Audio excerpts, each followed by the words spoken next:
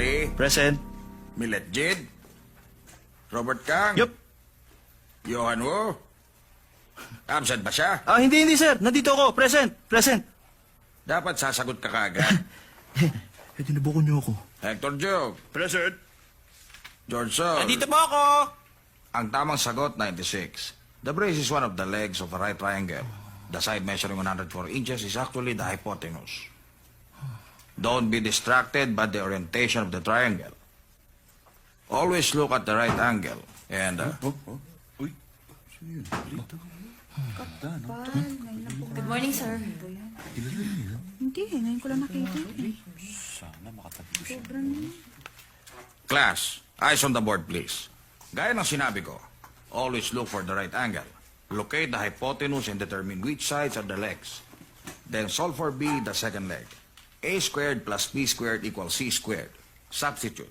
40 squared plus B squared is equal to 140 squared. 1,600 plus B squared is equal to 10,816. B squared is equal to 9,216. Excuse me, sir. Pwede mag-break muna tayo?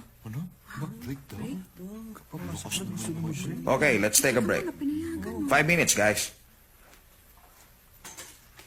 Tara.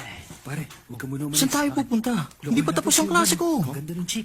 Hay nako, ang duwag-duwag mo naman. Nag-roll call na siya, hindi ba? Tara na. Hindi pwede. Hindi ko pwede mamiss ang lecture ni sir. Kahit upakan mo ako. Bahala ka. Oh, umalis na yung chick. Tanungin mo na. Sige.